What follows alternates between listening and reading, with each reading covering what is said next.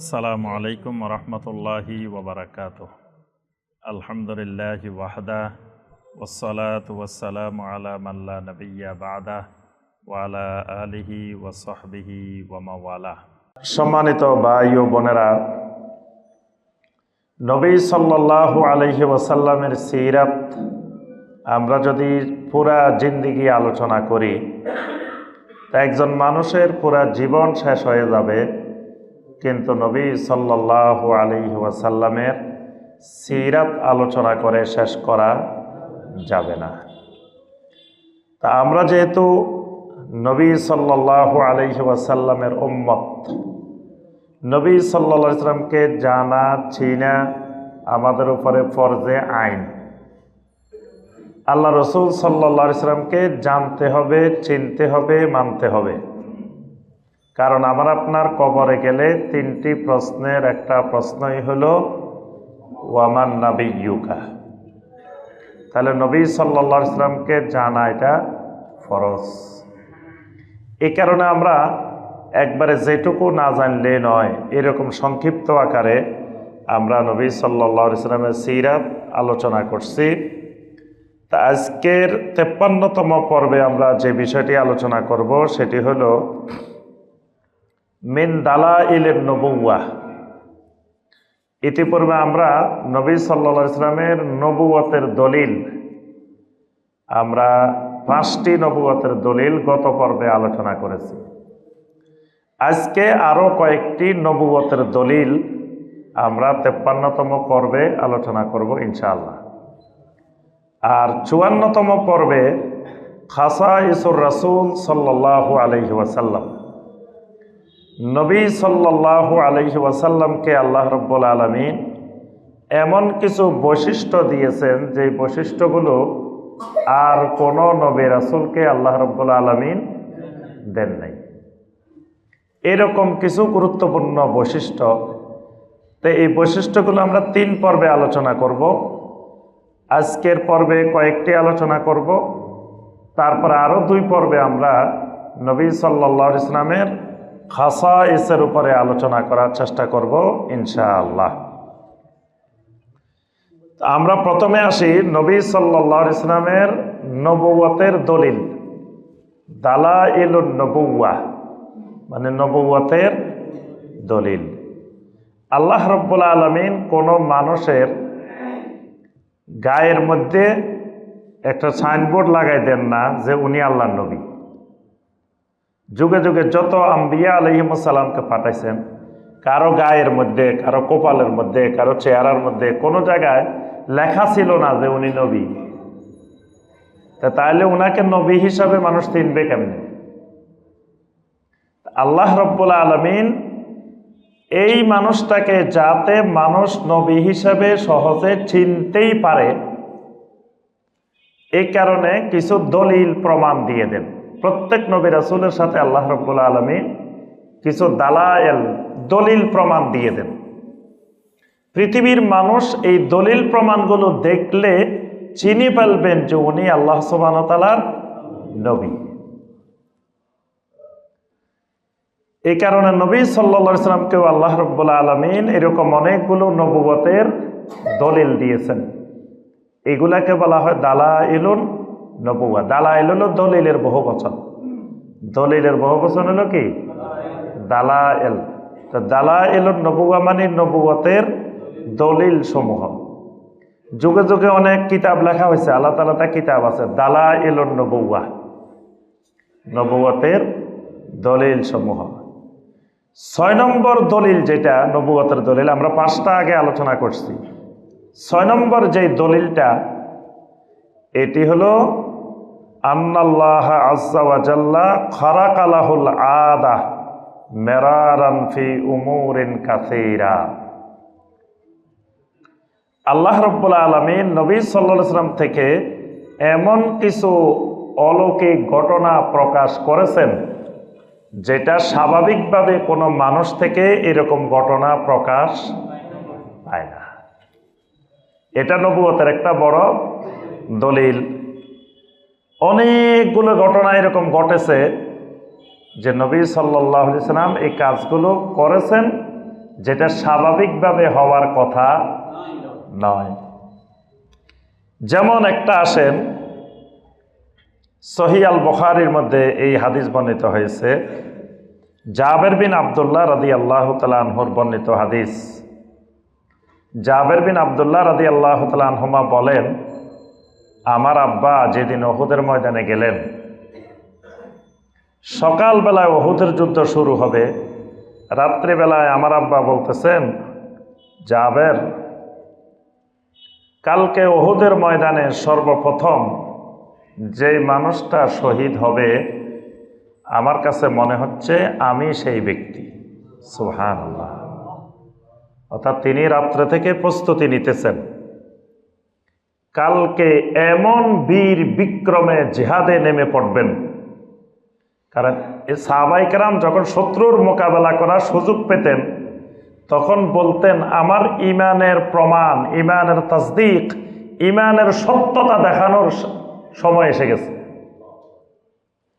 তো তিনি প্রস্তুতি নিচ্ছেন, কালকে সকালে আমার ইমানের সত্যতা, ইমানের প্রমাণ দেখাই দিব। আর এটা দেখাইতে গেলে শাহাদাতও হইতে পারে। তো তিনি এজন্য ছেলেকে আগেই রাত্রে বলতেছেন যে আমার কালকে উহুদের ময়দানের প্রথম শহীদের মধ্যে আমার মনে হয় আমি প্রথম শহীদ। সুবহানাল্লাহ। এরপরে বাস্তবে দেখা গেল পরের দিন উনি প্রথম শহীদ, জাবের রাদিয়াল্লাহু তাআলা আনহুর আব্বা। এখন ওনার অনেকগুলা ঋণ রেখে গেছেন। তো ছেলেকে ওসিয়ত করে গেছেন, জাবেরকে ওসিয়ত করে গেছেন, তুমি দুইটা কাজ করবে। একটা হলো আমার ঋণগুলো পরিশোধ করবে।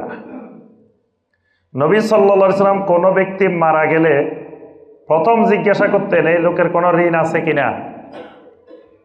যদি জানা যেত ঋণ আছে, তো নবী সাল্লাল্লাহু আলাইহি সাল্লাম বলতেন, এই ঋণের দায়িত্ব কে নিবে, এই ঋণ কে পরিশোধ করবে। এটা ঠিক করার পরে নবী সাল্লাল্লাহু আলাইহি সাল্লাম জানাজা পড়াইতেন। যতক্ষণ এই ঋণের দায়িত্ব কেউ নিবে না ততক্ষণ নবী সাল্লাল্লাহু আলাইহি সাল্লাম তার জানাজা পড়াইতেন না। এজন্য ঋণ নেওয়ার ব্যাপারে সাবধান এবং আল্লাহর কাছে পানা চাইতে হবে। প্রত্যেক সালাতের শেষ বৈঠকে আল্লাহর কাছে বলতে হবে, আল্লাহুম্মা ইন্নী আউযু বিকা মিনাল মাআসামি ওয়াল মাগরাম। মাআসাম মানে গুনাহগার। আল্লাহ, আমি গুনাহগার হওয়া থেকে আপনার কাছে আশ্রয় চাই। আর মাগরাম মানে ঋণগ্রস্ত হওয়া থেকে আপনার কাছে পানা চাই। কারণ যে ব্যক্তি ঋণগ্রস্ত হয় সে কুফরির একেবারে নিকটবর্তী হয়ে যায়, মুনাফিকের নিকটবর্তী হয়ে যায়। সে কথা বললে মিথ্যা কথা বলে, ওয়াদা করলে খেলাপ করে, কারোর সাথে সে ওয়াদা ঠিক রাখে না, কথা সত্য বলে না, সে মুনাফিকের চূড়ান্ত পর্যায়ে গিয়ে পৌঁছে। এমনকি এক পর্যায়ে গিয়ে সে কুফরিও করতে পারে। তাহলে ঋণ কিন্তু ভালো জিনিস না। অনেকের ঋণ করা আবার অভ্যাস হয়ে যায়, খুব মজা লাগে ঋণ করতে, কিন্তু ঋণ ভালো জিনিস নয়। ঋণ থেকে আল্লাহর কাছে পানা চাইতে হবে। তো এই কারণে নবী সাল্লাল্লাহু আলাইহি সাল্লাম কেউ মারা গেলে আগে ঋণের খবর নিতেন। এখন এই সাহাবী জাবের রাদিয়াল্লাহু তাআলা আনহুকে ওসিয়ত করে গেছেন যে তুমি আমার এই ঋণগুলো পরিশোধ করবে। আর আমার 9টা মেয়ে আছে, আমার মেয়েগুলোকে তুমি বড় ভাই হিসাবে, একমাত্র ভাই হিসাবে তুমি দেখাশোনা করবা। এই কারণে জাবের রাদিয়াল্লাহু তাআলা আনহু একজন বয়স্কা মহিলা বিয়ে করছেন বোনদেরকে দেখাশোনা করার জন্য। সুবহানাল্লাহ। এমন নজির পৃথিবীর ইতিহাসে পাইবেন যে বোনদেরকে দেখাশোনা করার জন্য যদি কম বয়সী মেয়ে বিয়ে করে তাহলে তারা তো মায়ের মতো বোনদেরকে আদর করবে না। এজন্য বয়স্ক, বেশি বয়সী মহিলা বিয়ে করছেন যাতে বোনদেরকে দেখাশোনা করতে পারে। সুবহানাল্লাহ। তো পরে এখন ঋণ রেখে গেছেন অনেকগুলা। এখন জাবের রাদিয়াল্লাহু তাআলা আনহু চিন্তা করতেছেন যে আমি এত ঋণ কিভাবে পরিশোধ করব। তো তিনি নবী সাল্লাল্লাহু আলাইহি সাল্লামের কাছে গেলেন, গিয়ে পরামর্শ করলেন। নবী সাল্লাল্লাহু আলাইহি সাল্লাম জাবেরকে বললেন, এযাহাব ফাসান্নিফ তামারাকা আসনাফান আল আজওয়াতা আলা হিদাতিন ওয়া আযকা যাইদিন আলা হিদাতিন, তুমি যাও গিয়ে খেজুর সব পারো, তোমার যা খেজুর আছে সব পারো। আর খেজুর পাড়ার আগে পাওনাদারেরা এসে বলতেছে, আসি বলে, এই শোনো, খেজুর তো অল্প, সবাই দেখতেছে খেজুর অল্পতে, একজনেরই দিয়ে দিলে বাকিরা তো আর পাবে না। এখানে সবাই কিন্তু টেনশনে আছে যে কে পাবে না পাবে।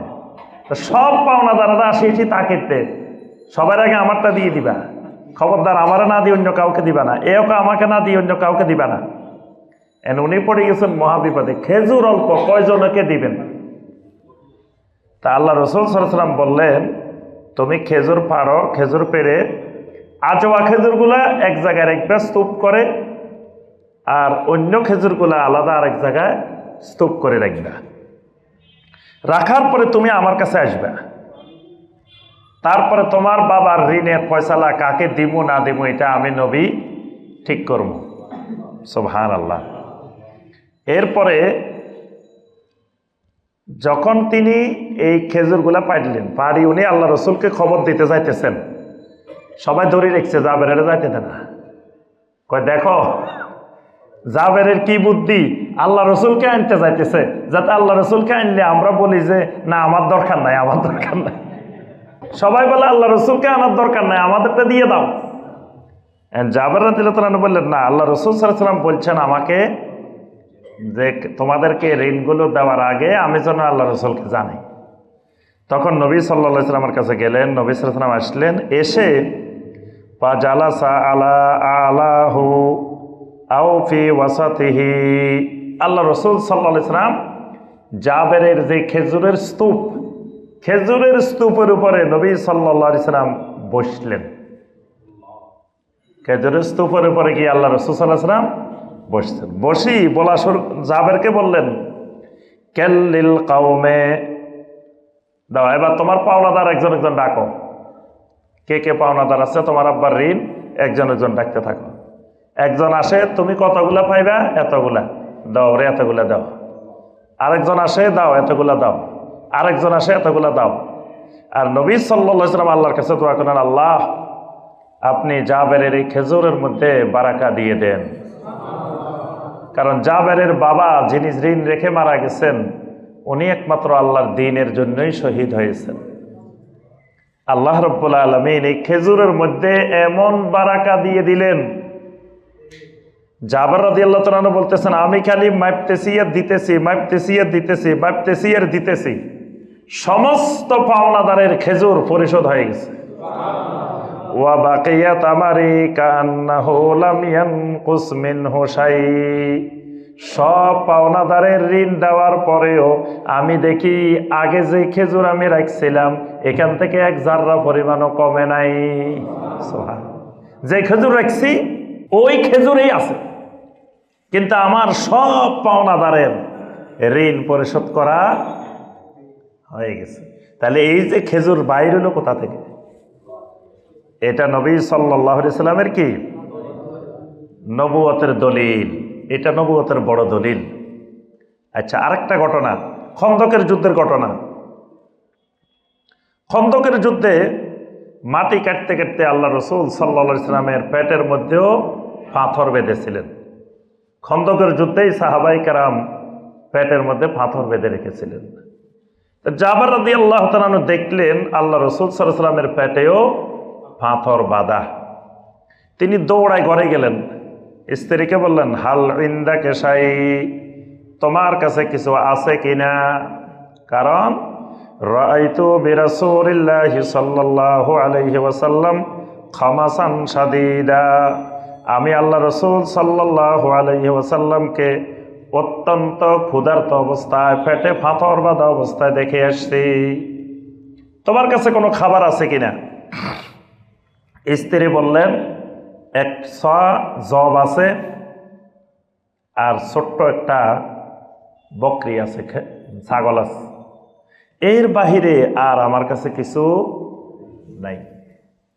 বলেন ঠিক আছে, তুমি এই বকরি আমি জবাই করে দিতেছি, তুমি বকরির গোশত রান্না করো, জব দিয়ে কিছু রুটি বানো, আমি আল্লাহ রাসূল সাল্লাল্লাহু আলাইহি ওয়াসাল্লামকে একটু চুপে চুপে যাই, ডেকে নিয়ে আসি।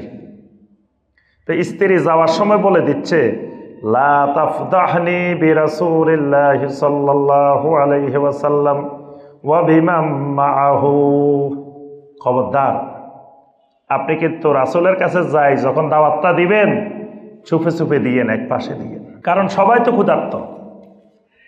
তা এখন আমাদের খাবার হলো সামান্য, এখন যদি বেশি চলে আসে তা আমরা খাওয়াবো কিভাবে?